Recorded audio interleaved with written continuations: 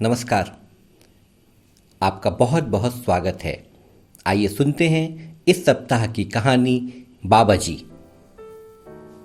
दोपहर के 2 बज गए थे। सुमन मन ही मन परेशान हो रही थी क्योंकि अमन अभी तक लौटे नहीं थे। अमन कल सुबह ही कानपुर के लिए निकले थे और रात तक लौटने की बात कही थी। उनका मोबाइल भी स्विच ऑफ बता रहा था। सुमन के हृदय में आशंकाओं के बादल घुमड़ने लगे थे। तभी गली के छोर पर कंधे पर बैग लटकाए अमन उसे आते दिखे। घर पहुंचते ही सुमन को बोलने का कुछ अवसर दिए बिना ही अमन ने बोलना शुरू किया। अरे सुमन, सॉरी, एक्चुअली ज्योतिषी जी के यहाँ बहुत भीड़ थी, घंटों इंतजार करना पड़ा। वहीं पर रात के 10 बज गए थे, इसलिए मौसी जी के यहाँ रुक गया था। सोचा था सुबह तुम्हें बता दूंगा, लेकिन मोबाइल ही डिस्चार्ज हो गया। चार्जर ले जाना मैं भूल गया था। लेकिन सुमन, अब तुम्हें चिंता करने की कोई आवश्यकता नहीं है। हमारी सारी चिंताओं का समाधान ज्योतिषी जी ने कर दिया है। इस पर सुमन अपने क्रोध पर नियंत्रण रखते हुए बोली, ठीक है, पहले हाथ मुंह धोकर खाना खा लीजिए। वही कोई नया पत्थर बताए होंगे आपके यह वाले ज्योतिषी जी भी। यह सुनकर अमन मुस्कुराते हुए बोले, हाँ सुमन, लेकिन इस बार देखना, पत्थर पहनते ही मेरी किस्मत भी चमक जाएगी और फिर मैं तुम्हें ढेर सारी खुशियां दूंगा। इसके बाद अमन कुछ भावुक होते हुए बोले, सुमन, मैं जानता हूं हमारे विवाह को 6 महीने बीत गए, लेकिन अभी तक मैं तुम्हें कोई सुख नहीं दे पाया हूं। लेकिन अब बस सुख और हमारे बीच चंद कदमों का फासला बचा है। तब तक सुमन ने खाना लगा दिया था। खाना खाते खाते अमन ने सुमन से कुछ संकोच के साथ कहा, सुमन, एक बार पापा जी से थोड़ा सा 50,000 रुपये उधार लेना है। यह सुनकर सुमन का चेहरा तमतमा उठा। वह किंचित आक्रोश में बोली, 50,000 रुपये? किस लिए? समझ गई, वही पत्थर खरीदने के लिए। हद है, आप पहले ही 1.5 लाख रुपए पापा से ले चुके हैं, वो भी अब रिटायर हो चुके हैं। बेचारे संकोचवश आपको मना नहीं कर पाते, लेकिन अपने मन में वे क्या सोचते होंगे। नहीं नहीं नहीं, कोई आवश्यकता नहीं पैसे लेने की। इस पर अमन उसी तरह शांत स्वर में बोले, सॉरी सुमन, लेकिन बस अंतिम बार ले रहा हूं और देखना, शीघ्र ही मैं उनके सारे पैसे वापस कर दूंगा। ज्योतिषी जी ने बोला है कि 7 रत्ती का पन्ना स्वर्ण अंगूठी में बुधवार को दाहिने हाथ की अनामिका उंगली में धारण करना है और तुम देखना, बृहस्पतिवार से ही हमारे अच्छे दिन शुरू हो जाएंगे। इतना कहकर अमन सुमन का मोबाइल उठाकर पापा जी का नंबर मिलाने लगे, लेकिन सुमन उनके हाथ से मोबाइल छीनते हुए बोली, नहीं, आप पापा से इस तरह बार बार पैसा नहीं मांग सकते। और एक बात बताइए, दाहिने हाथ की सारी उंगलियों में तो आपने कोई ना कोई पत्थर धारण किया हुआ है, अब क्या इसे अंगूठे में पहनेंगे? इस पर अमन तनिक मुस्कुराकर बोले, अरे नहीं पगली, अंगूठे में क्यों, अनामिका उंगली में 2 अंगूठियां पहन लूंगा। और जैसे तुम्हारे पापा, वैसे मेरे भी तो पापा हैं। मान लो आज मेरी जगह तुम्हारा कोई भाई उनसे पैसा मांगता तो क्या वह इनकार कर देते? नहीं ना, फिर मैं भी तो उनके पुत्र के समान ही हूं। इतना कहते कहते सुमन के हाथ से मोबाइल लेकर अमन ने पापा जी को फोन मिला दिया। हेलो की आवाज सुनते ही अमन ने बोलना शुरू किया, चरण स्पर्श पापा जी, कैसे हैं आप लोग? पापा जी ने कहा, सब बढ़िया है बेटे। इसके बाद अमन ने 50,000 रुपए की मांग पापा जी से की और साथ ही उन्हें यह भी आश्वासन दिया कि चूंकि अब उसकी किस्मत चमकने से कोई नहीं रोक सकता, अतः 3 महीने के भीतर वह उनके पिछले सारे रुपए भी चुका देगा। पापा जी यानी श्री सुधीर वर्मा डिग्री कॉलेज के प्रधानाचार्य पद से अवकाश ग्रहण किए थे। उनके पास पैसे की कमी नहीं थी, लेकिन अमन पर उनका विश्वास समाप्त हो गया था। परंतु बेटी के भविष्य के कारण बुझे मन से उन्होंने अमन को 50,000 रुपए देना स्वीकार कर लिया। अमन परम प्रसन्न हो गया था। शाम को पापा जी से पैसे लेकर रस्तोगी ज्वेलर्स से पत्थर खरीदने का निश्चय करके वह आराम करने दूसरे कक्ष में चला गया। इधर सुमन को कुछ समझ नहीं आ रहा था कि वह क्या करे जिससे अमन जीविकोपार्जन के लिए कुछ कर्म करना आरंभ करे। वह याद कर रही थी कि अमन से जब उसके विवाह की बात चल रही थी तो घर में सबने यही कहा था कि लड़का बहुत पढ़ा लिखा है और बहुत संस्कारशील है। यद्यपि बेरोजगार है, लेकिन विवाह के बाद कुछ न कुछ तो कर ही लेगा। सुमन को वैसे अमन से कोई शिकायत नहीं थी, उसमें कोई व्यसन भी नहीं था, लेकिन उसके साथ परेशानी यह थी कि वह अपनी किस्मत को एक दिन में फर्श से अर्श पर पहुंचाना चाहता था। इन्हीं सब विचारों में वह खोई थी कि तभी उसे रवि की याद आई। रवि अमन के बचपन के मित्र थे, अमन को अच्छे ढंग से समझते थे। रवि स्वयं एक सरकारी नौकरी कर रहे थे। सुमन ने रवि को फोन मिलाकर उन्हें पूरी बात बताई और रवि से प्रार्थना की कि वह अमन को समझाए और उन्हें अपनी जिम्मेदारियों का एहसास कराएं। रवि ने आगामी रविवार को उनके घर आने का वादा करके फोन रख दिया। फोन रखने के बाद रवि सोचने लगे कि अमन उनके बैच का एक प्रतिभाशाली छात्र था, परंतु इतनी विलक्षण बुद्धि का स्वामी होकर भी वह मेहनत करने से हमेशा कतराता था। उसके स्वप्न बहुत ऊंचे थे, शायद इसीलिए कई छोटी मोटी नौकरी की पेशकश उसने ठुकरा दी थी। परंतु विवाह के बाद भी उसकी बुद्धि पर पर्दा पड़ा हुआ था।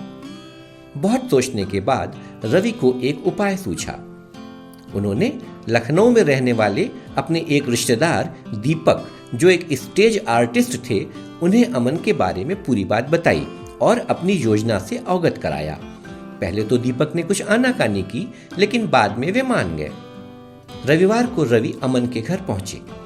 बातों ही बातों में रवि ने अमन से कहा, यार अमन, तू भी कहाँ इधर उधर के ज्योतिषियों के चक्कर में पड़ा रहता है, मेरे साथ लखनऊ चल। वहां पर एक बाबा जी हैं, बहुत पहुंचे हुए हैं, भूत भविष्य वर्तमान सब बता देते हैं। बाबा जी प्रायः लोगों से नहीं मिलते हैं, ज्यादातर समय वह ध्यान में ही रहते हैं, लेकिन मेरी ससुराल वालों के बहुत करीबी हैं। मैं उनसे तुम्हें मिलाता हूँ, फिर देखना कैसे चुटकियों में तुम्हारी किस्मत पलटती है। यह सुनकर प्रसन्न होते हुए अमन बोले, बस यार जल्दी उनके पास ले चल। इस पर रवि बोले, हाँ हाँ, मैं आज ही बात कर लेता हूँ और फिर दोनों लोग लखनऊ चलते हैं। 2 दिन बाद मंगलवार को रवि और अमन लखनऊ पहुंचे। बाबा जी यानी दीपक ने कुछ दिन पहले एक स्टेज शो में सन्यासी का किरदार निभाया था, अतः उनके पास केसरिया वस्त्र, सफेद बालों वाली विग, सफेद दाढ़ी इत्यादि सब उपलब्ध थी। अपने कमरे को भी उन्होंने एक आश्रम का रूप दे दिया था। दीपक ने यूं तो अपने जीवन में बहुत नाटकों में अभिनय किया था, लेकिन किसी का जीवन बदलने के लिए वह प्रथम बार नाटक कर रहे थे। रवि और अमन की आने की आहट पाकर बाबा जी चटाई पर ध्यान की मुद्रा में बैठ गए। कुछ समय पश्चात आंखें खोलने पर उन्होंने उन लोगों से उनके आने का प्रयोजन पूछा। इस पर अमन ने अपनी समस्या बताते हुए उन्हें अपनी कुंडली दे दी। कुंडली को चंद मिनट तक पलटने के पश्चात बाबा जी ने बोलना शुरू किया, राजयोग की कुंडली है, परंतु कुंडली में एक दोष के कारण सारे ग्रह अपना अच्छा प्रभाव नहीं दिखा पा रहे हैं। पहने हुए पत्थर भी निष्फल हो गए हैं। बच्चा, सर्वप्रथम हाथ में पहनी हुई सारी अंगूठियां उतार दो। अमन ने तुरंत ही सारी अंगूठियां उतार दी। इसके बाद बाबा जी बोले, दशम भाव में शनि महाराज कर्म स्थान पर बैठे हैं। वाह, बुद्धादित्य योग भी है। आज अमावस्या है, मैं निशीथ काल में विशेष पूजा करूंगा। पूजा के प्रभाव से इस कुंडली के सारे दोष दूर हो जाएंगे। साथ ही उस पूजा के बाद तुम्हारे जीवन में 72 घंटों के लिए एक दैवी योग उत्पन्न होगा, जिसमें तुमसे कर्म कराने वाला स्वयं तुम्हारे पास आएगा। यदि तुम उस कर्म को करोगे तो बहुत शीघ्र तुम्हारी किस्मत बदल जाएगी। इस पर अमन थोड़ा संशय में बोले, बाबा जी मान लीजिए यदि 72 घंटों के अंदर कोई ना आया तो क्या होगा? यह सुनकर बाबा जी बहुत नाराज हो गए और वे बोले, बाबा का वचन कभी झूठा नहीं होता मूर्ख। इसके बाद बाबा जी को प्रणाम करके रवि और अमन वापस चल दिए। चलते समय अमन से नजर बचाकर रवि ने बाबा जी को अपने हाथों से विजयी मुद्रा वाला वी दिखाया। बाबा जी हौले से मुस्कुरा दिए।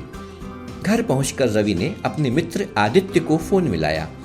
आदित्य के पास सरकार द्वारा ग्रामीण क्षेत्रों के लिए ऐसे एलईडी बल्ब जो बिजली जाने के बाद भी 4 घंटे तक बैटरी से चलते हैं, उसकी फ्रेंचाइजी थी। आदित्य को गांव-गांव में इसका प्रचार करके इन्हें बिकवाना था।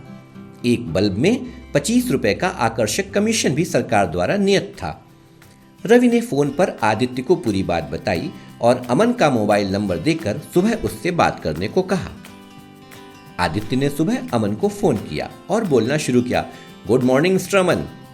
और फिर अपना परिचय बताते हुए आदित्य ने अमन को पूरी बात समझाई और उन्हें एलईडी बल्ब के प्रोजेक्ट में शामिल होने का निमंत्रण दिया। इस प्रोजेक्ट के अंतर्गत प्रतिदिन कम से कम 2 गांवों में 50 बल्बों की बिक्री करनी थी। अमन के सामने बाबा जी का चेहरा घूमने लगा कि बच्चा, कर्म स्वयं चलकर तुम्हारे पास आएगा। मन ही मन बाबा जी को प्रणाम करके अमन ने कहा, लेकिन सर आपको मेरा मोबाइल नंबर कैसे मिला? इस पर आदित्य हंसकर बोले, हाँ सॉरी मिस्टर अमन, मैं यह बताना तो भूल ही गया। मैंने रोजगार कार्यालय से संपर्क करके कुछ पढ़े लिखे व्यक्तियों की सूची मंगवाई थी। सूची में लगभग 100 व्यक्तियों के नाम और मोबाइल नंबर थे, परंतु पता नहीं क्यों शायद मेरी छठी इंद्री ने कहा कि आपसे ही बात की जाए, इसीलिए आपका मोबाइल फोन मिला दिया। ओके मिस्टर अमन, आप इस प्रोजेक्ट को कब से ज्वाइन कर रहे हैं? अमन खुशी से बोला, आज से ही सर। अमन एक बहुत ही बुद्धिमान, वाक्पटु और विपणन कौशल में प्रवीण व्यक्ति थे, अतः प्रथम मास में ही 2000 एलईडी बल्ब को बेचकर उन्होंने रिकॉर्ड बना दिया। सुबह से लेकर रात तक वे अपने कर्म में व्यस्त रहते। उनकी इस प्रतिभा से प्रभावित होकर 3 महीने बाद आदित्य ने उन्हें अपना व्यापारिक साझेदार बना लिया। 3 महीने बाद अपनी मेहनत की कमाई से अमन ने 1 लाख रुपए बचा लिए थे। उन्होंने सुमन से कहा, सुमन आज पापा जी के पास चलते हैं, उनका 1 लाख रुपए का उधार चुका देते हैं, बाकी का 1 लाख भी शीघ्र ही चुका दूंगा। सुमन ने मुस्कुराकर हामी भरी और मन ही मन रवि और उनके मित्र दीपक उस बाबा जी को धन्यवाद दिया। उन्हीं के कारण उसकी जिंदगी की डगमगाती नौका डूबने से बच गई थी। बस यहीं पर समाप्त होती है मेरी आज की कहानी। आपको कैसी लगी अपनी प्रतिक्रिया अवश्य दीजिएगा। अगले हफ्ते फिर मिलते हैं एक नई कहानी के साथ। तब तक आप खूब खुश रहिए और अपना तथा अपनों का खूब ख्याल रखिए। नमस्कार।